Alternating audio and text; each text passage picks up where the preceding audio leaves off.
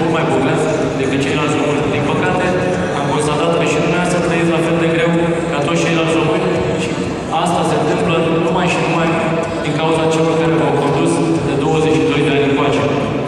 Ori credeți-mă, ca să dăm jos pe Băsescu, ceea ce este visul nostru al tuturor,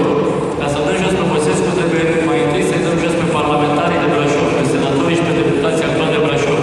Dar ca să-i dăm pe parlamentari jos, ceea ce se va întâmpla în noiembrie, trebuie să luăm acum de la talpa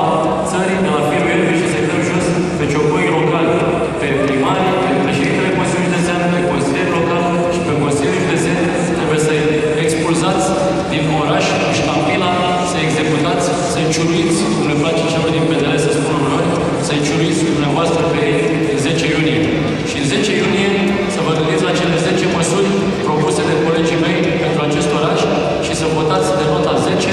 și să mulțumiți copiii